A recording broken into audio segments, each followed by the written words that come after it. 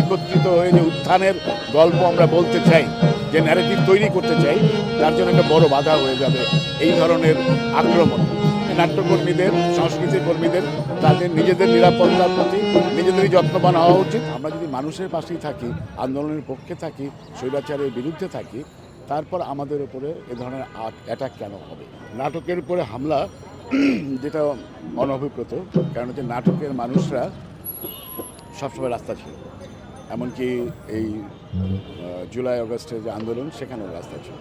এবং আমার নিজের অভিজ্ঞতা যদি বলেন, আমি যখন থেকে নাটক করি তখন থেকে দেখি যে আমরা সবাই রাস্তায়, যে কোনো সময়, সেটা এরশাদ বিরোধী আন্দোলন থেকে শুরু করে একদম 5ই আগস্ট পর্যন্ত যা যা ঘটেছে সব কিছুর সাথে আমরা রাস্তায় ছিলাম এবং মানুষের পাশে ছিলাম।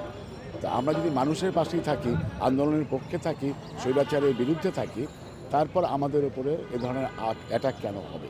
যে নাটক বন্ধ করে দিতে হচ্ছে, এখানে প্রতিবাদ সভা, সেখানে ইট মেরেছে, ডিম মেরেছে, তার মানে হচ্ছে যে যারা মানুষের পক্ষে কাজ করেছে তাদের বিরুদ্ধেও একটা শক্তি আছে। মাঠের অলরাউন্ডার আমি, আর ঘরের allrounder Tilex. Tilex toilet cleaner, clean মানেই টাইলক্স। এই শক্তির কাদের ইন্ধনে করছে এবং এরা সমগ্র শিল্পের উপরে আঘাত। এই আঘাত যদি চলতে থাকে তাহলে যেটা হবে, এই দেশ আসলে পেছাবে।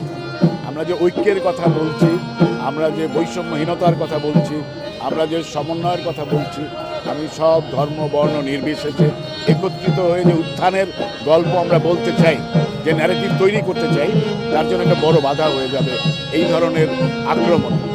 নিরাপত্তা একটা হচ্ছে যে আপনার নিজের নিরাপত্তা নিজের কাছে। আমি মনে করি নাট্যকর্মীদের, সংস্কৃতি কর্মীদের তাদের নিজেদের নিরাপত্তার প্রতি নিজেদেরই যত্নবান হওয়া উচিত। পাশাপাশি আইনশৃঙ্খলা রক্ষা বাহিনী যারা আছেন, পুলিশ, সশস্ত্র বাহিনীর লোকজন, তাদেরও সতর্ক একটা পাহারা বলবো না আমি, তাদের দিক থেকেও এক ধরনের আমাদের প্রোটেকশন দেওয়ার দরকার আছে। শিল্পকলায় সেনাবাহিনী যারা আছেন তারা এই আন্দোলন অথবা এগুলোর জন্য না, তাদের অনেকগুলি কাজ। এখন এখানে স্পেসিফিক্যালি যদি শুধু শিল্পকলা নিরাপত্তা, শিল্পীদের নিরাপত্তার জন্য তাদের কোনো ভাবনা আছে কিনা তা আমি জানি না। এটা পথনাটকে এখানে করা, এখানে আপনারা জানেন যে এটা নাটক করার জায়গা না, আসলে পথনাটক করার জায়গাও না। তারপরেও এখানে নাটক হচ্ছে, এটা একটা প্রতিবাদেরই অংশ যে আমরা নাটকটা করে যেতে চাই। যে যার কাজ করা, যে এই কাজটা করে সে যদি এই কাজটা না করতে পারে তাহলে সে করবে নাকি? হ্যাঁ, আমাদের ঠিকমতো কাজ করতে দিতে হবে।